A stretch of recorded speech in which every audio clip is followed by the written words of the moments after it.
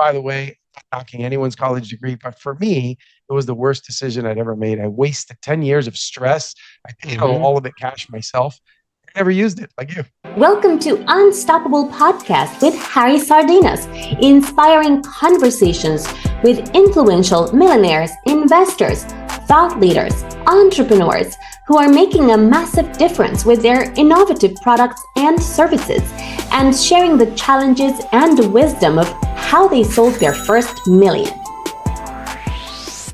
There is nothing wrong to be an entrepreneur, and totally the opposite.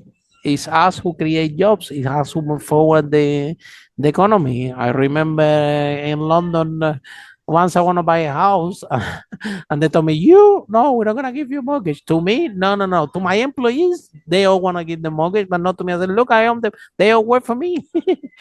How come you gonna give them the mortgage?" No, Harry, because you're more risk.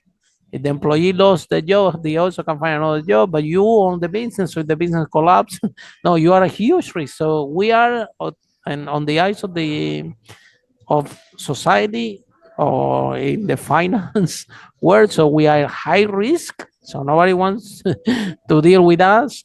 On top of that, we have to take a lot of risks, and we have to perform. Your first one of your steps was move fast, right? And this is something of one of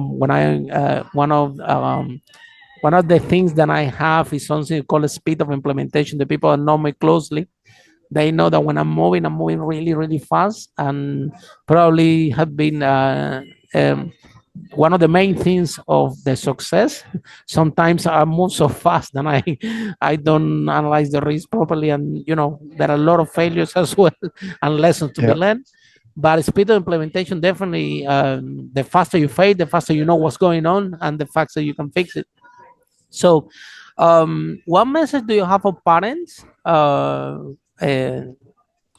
that that out there can have can in maybe in a minute just um, snap or remove the dreams of a silent entrepreneur? Let me tell you something. This kid will be an entrepreneur. It's just suppressed right now, but I'll tell you, it's already within. The fact that he said this is that he has the same gene, Joel, that you and I have, right? The difference Yeah. between your dad and that parent is that he's gonna develop this maybe 10, 20, 30 years later. But this is going out no matter what because it's already within himself. And it's kind of a luxury to have a dad that actually is driving and talking to you how much you're going to sell it, kind of encourage. Probably he knew that you're not going to make any money, because he already know how much it costs and everything. But still, he want to drive with you, he want to encourage you, he want to see if he can make it, and things like that based on what he was doing because he knew he also was selling lamps. I said, well, if you can do something on the side, there is nothing wrong Hmm. uh, with it, which is something fantastic. So, what advice or what message do you have for parents and that they see entrepreneurship in kids like something that they shouldn't be doing? And by the way, this story, a lot of it, 500 millionaires that we interview, lots of people starting to do business when they were at school. They have been shared the stories here in the podcast, so it's more than it's actually very, very, very common. So, what message Good. do you have, Joel? I'll give you the best message I could give, the best example I could give. I have four children from the ages of 20 down to 11. All four are entrepreneurs. My son was 18 years old, about to graduate high school, and he had $30,000 in the bank. How? Because in kindergarten, he said, I want to make money like you did when you were a kid. And so he said, how could Wow, I do it? So we went very out, we bought impressive. one box of, yeah, well, because he wanted to have things. And I said, well, that requires money. You got to make money. And he kept hearing that. He goes, well, I want money. How can I do what you did? And that night after dinner, we went and bought a box of chocolates.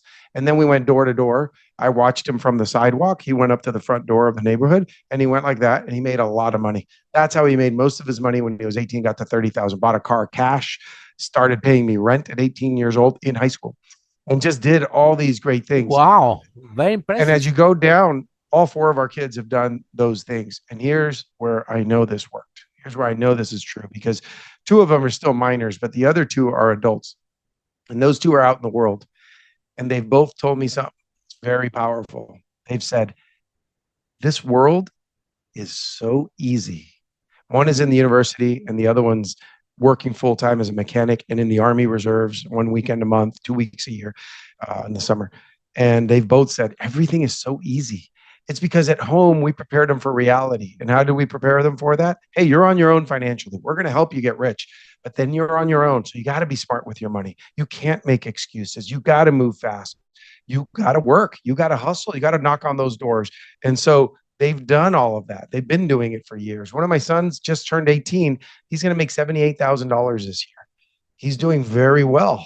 He's on track for that without any Wow. exaggeration, just keeping where he's going. He doesn't have to increase it. He's going to do 78,000. That's pretty good. So if you want your Imagine kids to have, the future that these kids are gonna have. so I think if we make things easy for our children today, we are making ourselves feel good at their future expense. If we make it a little bit tough for them today with introducing real life within a safe structure, then it's tough for them today. But tomorrow, they're going to be in a great position. How about the stereotype? Because now you go and in the school and the other parents they disagree with you. They think that what you're preparing your children for is not necessarily the right path, that you should be telling them to study and to go to school and to get highest mark, to go for and find a job, and you have to be very good at your job so you can get promoted, which is the traditional path that society live. On the other hand, this kid with 18 years old, he knows something more powerful, that the money that he make, he knows that he can create his job. So he knows that he doesn't need to go out there and and depend on anyone if they want to make money. So the future is so bright for those kids that they know that they can create their own money and they have a dad that support them. That's really, really powerful. You know, my dad is still here, so understand what I do. My parents, they were teachers. And my mom is like, podcast? This is what, why are you doing this? What is this? And my dad, you know, they are, it's so far that it doesn't, I don't have not even the energy to explain what, what I'm doing. There are no, I think that I'm so lucky that I have the biggest poor dads that anybody can have. You know, you have a poor dad, and I don't know if you hear about the book Rich Dad, Poor Dad. Rich Dad, Poor Dad. Okay, I have a great, amazing poor dad and mom, you know, that taught me, you see, you have to go to university. And then I went to university, I gave them the degree. They were both very happy, and I never used the degree in my life, you know. So I had, well, you know, you asked same something like you. about Yeah. what's the thought, you know, how would I feel about what other parents think? Yes, yes. So that's 99% of the population that probably think that way. I didn't take advice from the 99% to build my wealth. I took advice from that 1%, and I act like that 1%. And that 1% might seem weird to the rest, but to be honest, at a very early age, I learned to be the weird kid. I didn't speak the language. I got held back in school. We were the poor family. My mom cleaned hotel rooms. My dad fixed old radios. We didn't make very much money. And I got used to being the weirdo. I drove the bad car when my friends could finally afford nicer cars, and I could too, but I didn't care. I put that into buying my first house at 22 years old. Similar to what you did, I bought my first house. I got the master bedroom and bathroom for myself, and on the other side of the house, I rented those 2 rooms out for cash, paid my mortgage. 12 months later, bought my second house. 12 months later, my third. 15 months later, my fourth. And I was 24, 25 years old, and I was doing okay. I did that by being the weird kid. So I don't care what any parent ever thinks. I took advice from the 1%. That's what helped me build some wealth. And how about your dad? Because one thing is when you're a kid, but now you're 22 years old, and now you decide to become an entrepreneur, and your dad has been an entrepreneur. I mean, sometimes kind of sole trader, right? He's doing this, has this client, making this money, and but then he's aware of the risks, and he's aware that he knows that an entrepreneur, there is no such a thing on 9 to 5, and not such a thing like this is not my job, right? In a job, you go and somebody says, do something, you say, no, I can't, sorry, this is not my job. And you leave at 9 to 5, and then Saturday, Sunday, you need to think about anything, no business, you're resting. So what was the reaction of your family? We're discussing this because it's actually very important. And when you actually, when they realize that actually you never gonna work for anybody, and Yeah. you're gonna be a full-time entrepreneur, that there were some concerns. What your uncle said, that your uncle also was an entrepreneur. Did they say, well, that's too much risk. I want the best for Joel. Why let him go to university and find a job? He doesn't need to go from what we went to. It's too much risk. Or still they show up supported to you, knowing the risk that you were getting into.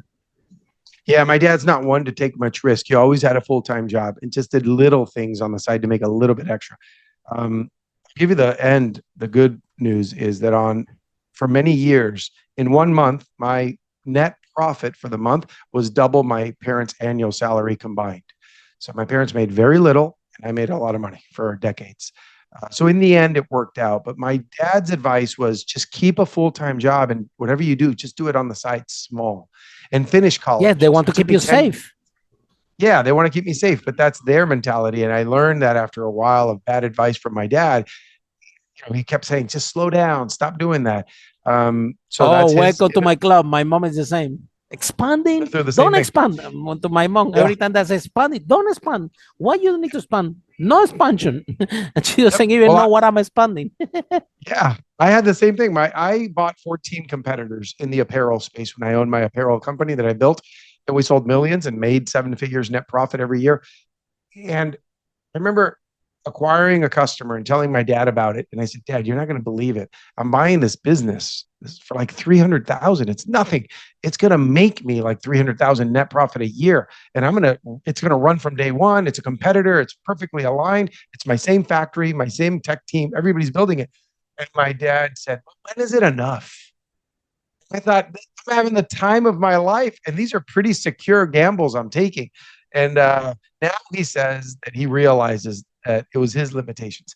See, my dad was a political prisoner in Cuba. He didn't have this encouragement, obviously. He had all this fear, and he went to sleep hungry at night. He was 17 years old when they sent him away for 3 years. So he has and his parents got an opportunity, so they left the country. So he was all alone, 17 years old in a communist country, a work camp, being forced to work every day. So obviously, I don't blame him. His advice was always to just get a job and relax. Get a college degree. I got my college degree. I was 28 years old when I finished my bachelor's. It took me 10 years because I was working full-time, had a full-time business. So it took me quite a while to finish it. By the way, I'm not knocking anyone's college degree, but for me, it was the worst decision I'd ever made. I wasted 10 years of stress. I paid all of it cash myself.